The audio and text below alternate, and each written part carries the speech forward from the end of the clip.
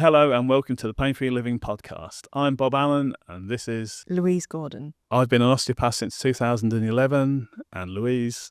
Change coach and consultant. So I work with businesses and individuals to navigate change. And as part of that, I ask a lot of questions. And that's why I'm here. Louise does ask a lot of questions, and today the podcast is all about questions. Questions that an osteopath is likely to be asked by his or her clients. So over to you, Louise. What conditions do osteopaths treat? I would love to say we treat everything. The reality is we treat mainly muscle and joint issues.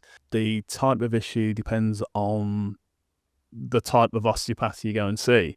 So for me, I treat a range of muscle and joint stuff, low back pain, neck pain, headaches, sprained ankles, quite a broad range of issues. Once you graduate, you tend to specialise more. I tend to work more with people with complex medical issues. So it's the kind of thing where they may have been to see 3 or 4 medical healthcare professionals, and because they work in their own little silos, nobody's actually worked out what's going on. So coming to see somebody like myself, I will look at a full case history, I will take down all of the information, and then I'll piece together what I think is going on from that. And obviously I'll talk to the person that comes in to see me, and I would kind of go through my thought process, and I'll say, this is what I'm going to treat.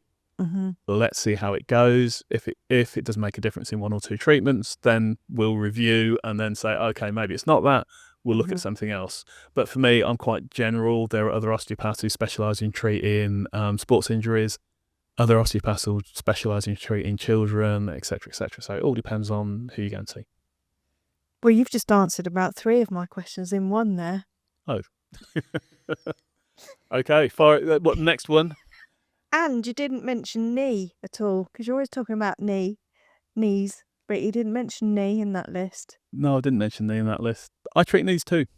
Yes. Okay, this is the classic question. How does osteopathy differ from chiropractic or physiotherapy? As an osteopath, I specialise in looking at all of the different systems. So it's not just muscle and joint. It'll be whether you've had any gut issues. It'll be taking in the whole picture. Mm-hmm. All 3 professions tend to look at the big picture, but we just train differently. So as a physiotherapist, you tend to be more specific to exercise rehabilitation. Mm-hmm. So it tends to be people post-surgery, post-injury, and then bringing them back to health. And chiropractic, they are taught, because every muscle and joint in the body is connected to the nervous system, they are trained more that if the spinal column and the nerves coming out of the spine and going back into the spine are in alignment and there's no compression and there are no issues and it's all moving well, then that brings you to optimal health. So we're all trained in a different way, but once we throw the training wheels away and we get out in the real world, we then tend to specialise more in different areas, tend to do lots of postgrad stuff on areas of interest to us. So for me, I do a lot of work with older adults, I do a lot of work with people with a disability, because those are areas of interest of mine, whereas, like I said, others will look at doing cranial osteopathy or visceral or different branches of osteopathy. Got you. Okay. So, big question here, is osteopathy evidence-based? That is a good question, and the answer is yes and no. Mm-hmm. So, most physical therapies are actually quite difficult to do on an using an evidence-based system. So, if you're talking about medication, then you'll have there'll be 5 milligrams, 10 milligrams, whatever it is of that medication, and you'll give that to a group of people, and then you'll see what the results are. Right. You'll also have a control group where you give them a sugar pill or a placebo, which tastes like the actual medication, and you'll see whether the effects that you get from your group that's had the meds is the same or how it differs from the group that hadn't had the medication. You can't really do that with the physical therapy. So, although there are studies out there that have tried to mimic certain techniques, in my view, it's it's pretty unrealistic, because if you're doing a physical therapy technique, say it's a mobilization of a shoulder joint, it means putting hands on and moving that shoulder. Now, you can't really pretend to put your hands on and move a shoulder. You either do it or you don't. So you can't really have that control group, or you do something that's kind of pretend, but it isn't, because you're actually. So that's the reason there's not a massive amount of an evidence base. The other reason there's not a massive evidence base is because research costs money. Now, if you are selling a drug, there are the potential gains from coming up with a new drug and selling that are phenomenal, are huge. So this is why big pharmaceutical companies would much rather have something where they are going to have exclusive rights to it for however many years. They are prepared to invest millions, if not tens or hundreds of millions, in coming up with new drug, because they know they can make a profit on that. If you're talking about a physical therapy, the returns are going to be nowhere near the same. It's very difficult to patent something like a joint manipulation. It's very difficult to patent something like a shoulder mobilization. So the funding is just not there. So that's one reason why there's this much smaller evidence base. Having said all of that, NICE, who will approve or disapprove of things that are used by the NHS, have said that osteopathy is a valid treatment approach for cases of low back pain, short-term cases of low back pain. So although the evidence base is small, it is there, and there's more evidence coming along all the time. So yes, it is evidence-based, to answer that question. And so you mentioned a minute ago around various techniques that you used. What are the key techniques that you use? To be honest, I don't really have key techniques. Okay. A lot depends on what the problem is. So if it's a muscle strain, then there may be some soft tissue. When we talk about soft tissue, we talk like massage type techniques. If there's some restriction in a joint that I want to get moving better and to help reduce some of the pain, then I might do a joint manipulation. It really does depend on who walks through the door, because different people will need different techniques. If it involves something like your tennis elbow, I'm likely to stick a needle in it. Tennis elbow that The tennis elbow you didn't know you had. So just to let you know that before we started doing the podcast, Lou was asking me a question, and I said, let's just check and see if you've got tennis elbow. It turns out she has got tennis elbow. So one of the things that we can do, that I would do with that, is use dry needling, because that worked really, really, really well for things like tennis elbow. So it all depends on what's needed. We haven't actually spoken about dry needling yet, have we? As one of your podcasts? No, we haven't. But it's one of the things that I do, and like I said, for certain conditions, it's really effective. Really, really effective. I guess you've talked about stretching, soft tissue massage, manipulation, dry needling. There's an element of there is very much an element of hands-on in the work that you do. So I guess there's a question around chaperone and people feeling comfortable to bring a chaperone or ask for a chaperone. So I guess, what's your take on that one? My take on that one is, if a client is under the age of 18, I would insist on a chaperone being present anyway. If it's a female who's concerned about being treated by a male practitioner, then I would have a conversation with them and just understand why. And if I couldn't reassure them, then I'd be happy to refer them to someone else, because one of the things about the treatment is that you have to be comfortable with the person that is treating you. If you're not comfortable, then it's I'd be very happy to refer on to female practitioners that I know. But yes, a chaperone is absolutely fine. I have no issues with that. If they're under 18, then definitely have to have a chaperone anyway. If they're not comfortable being in a room with a male, then I would refer to a colleague. So yeah. Okay. This massage, manipulation, dry needling, I guess some people are thinking that all sounds a bit painful. Yeah, they probably are. If your question is, does the treatment hurt? The answer is no. Dry needling, really. Okay. Dry needling is something that I discovered last year, and it was a 3-day course, and we just needled the hell out of each other, basically. I was in the position that people who haven't had it done, I wasn't sure how it would feel. So I did have tennis elbow, got it dry needled, and haven't had a problem since. It's that good. But for half an hour afterwards, it was uncomfortable, should we say. It was a bit sore. And one of the things that the tutor said was that if you have to dry needle a calf, then you need to warn people that it's going to be very uncomfortable for an hour or two afterwards. So yeah, with dry needling, it can be uncomfortable initially, and maybe for an hour or two afterwards, but the benefits far outweigh that discomfort, and it will go. If you're looking at some of the other techniques that I do, there may be a bit of discomfort. A lot depends on how tender or sensitive people are.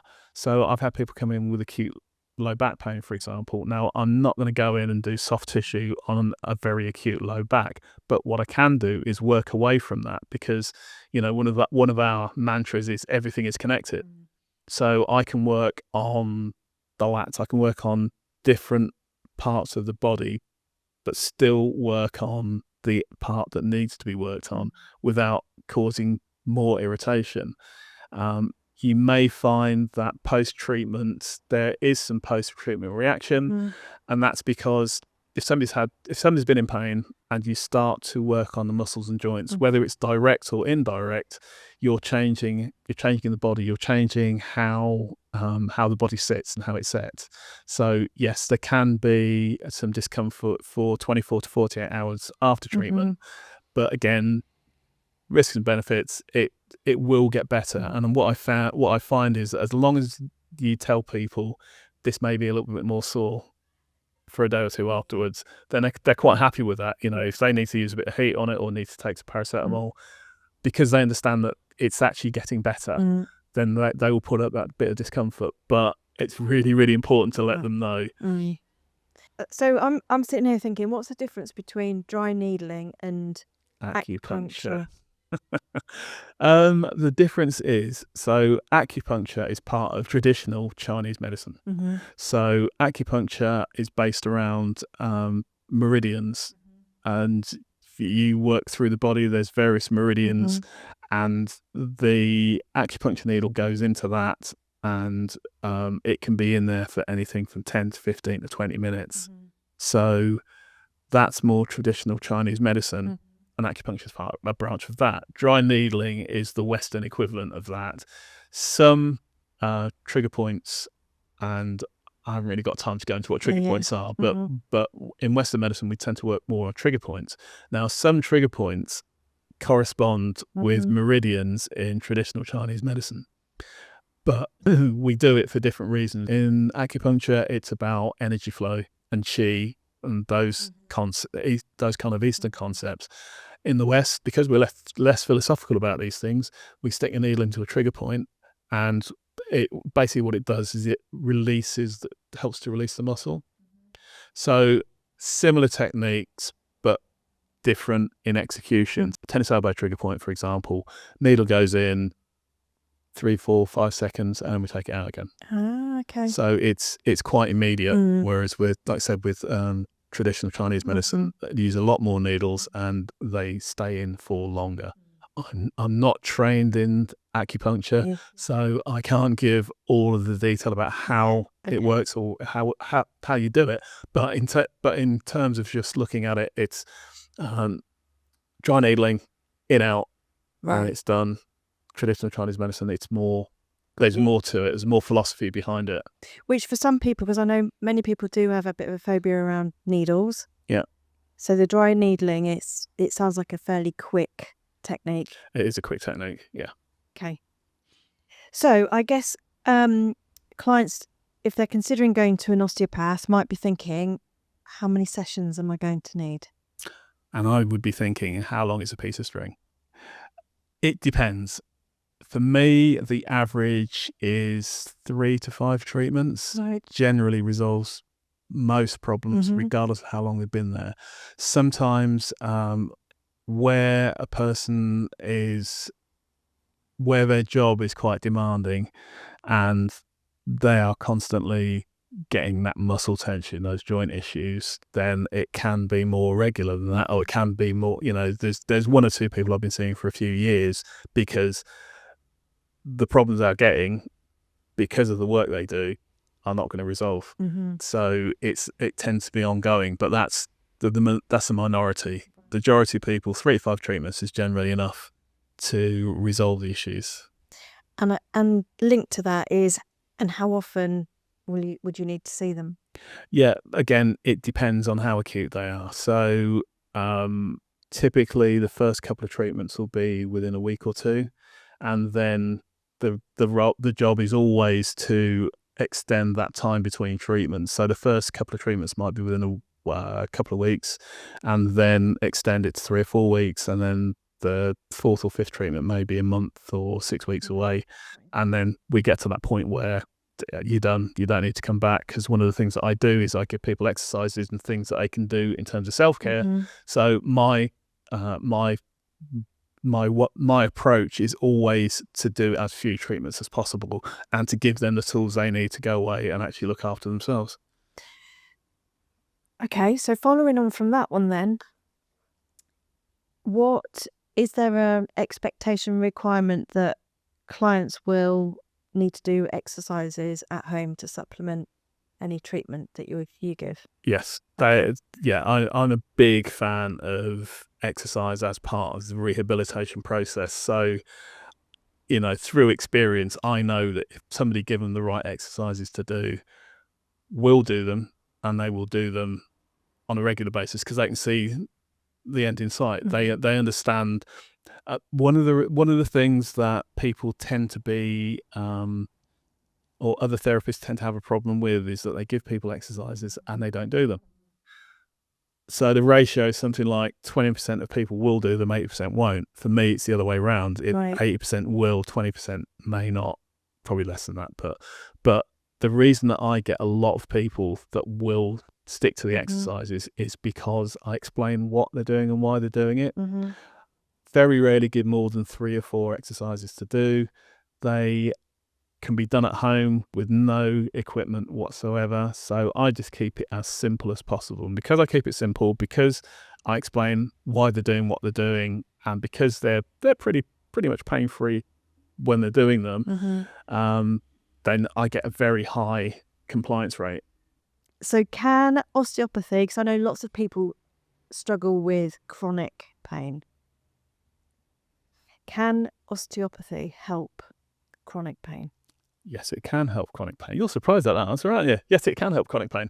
Mainly because it's all about understanding why the pain is there. So, as I was saying, typically 3 to 5 treatments is enough.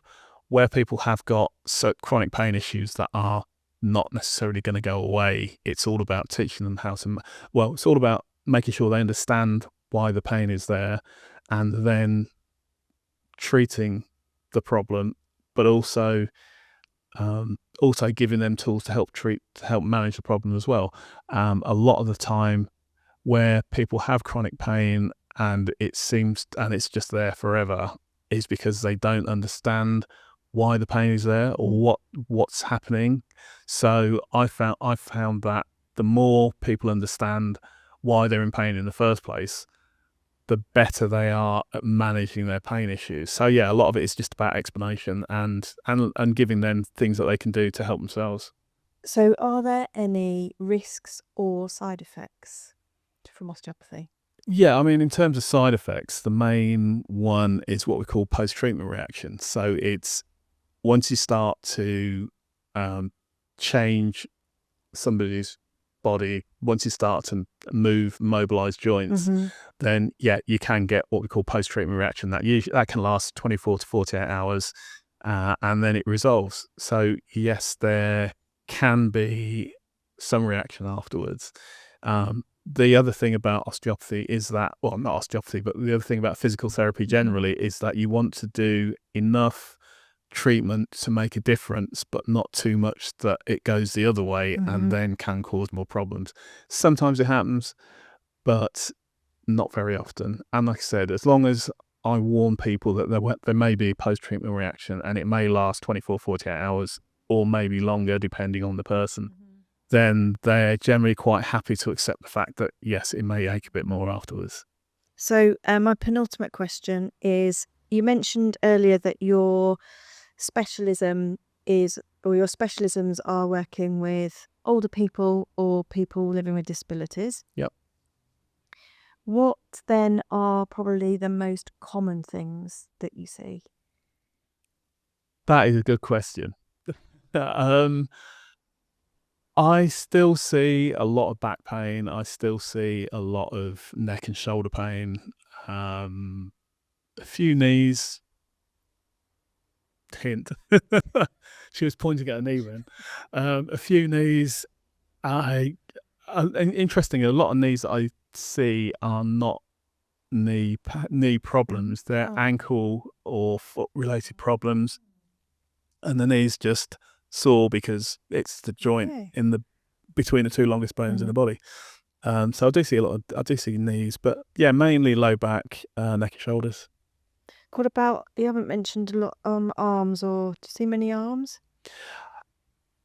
Not that many, interestingly. I do see a few tennis elbow, but not that many. Okay. It's mainly neck, mainly head, neck, shoulders.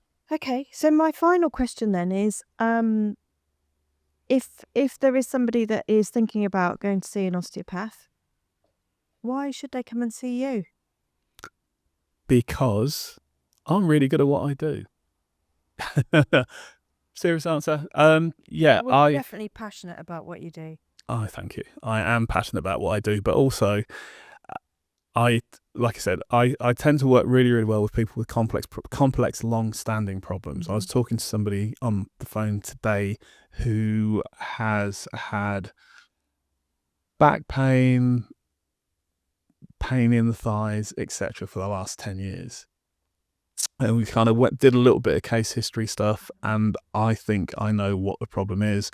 And this particular problem, I think it's a hip flexor problem. Oh, no, when I see him on Thursday, but this is what I found is quite a common problem, but very few people actually look at it.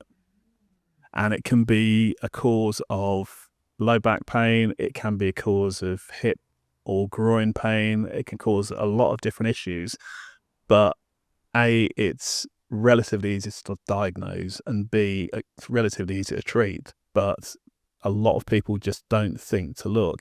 And so I can get quite good results from people that have fairly complex medical problems or a long history of muscle and joint issues, but they've never actually got to the bottom of them. Right. Because people make assumptions about what it is, and then they treat, and it can get better for a while, a month, a couple of months, but then the pain comes back. Right. I tend not to get that, because if I treat someone and they go away and the pain comes back, then I will look at something else. Because one of the things we know, and a great topic for a podcast, is that where you feel the pain is not necessarily where the pain is coming from. So yeah, people should come to see me if they have simple muscle and joint problems. I can treat those. If they have more complex muscle and joint problems that they've had for a while and not got a solution to, then I can generally either I'll resolve it or I can refer on to somebody who can. So it sounds like whilst you obviously enjoy seeing the more simple things, you enjoy a bit of a challenge in working out, getting to the bottom of what. To be honest, that is my bread and butter. I love the complex stuff. So anybody out there who's got a complex issue, I'm perfectly happy to have a conversation with them. If I think I can help, I will. If I don't think I can, I'll refer them to somebody who I think will be able to give them more support. Great. Thank you, Bob. I've exhausted all my questions. Really? Yeah, my Q&A on my Q&A for common questions for an osteopath. So thank you. Thank you.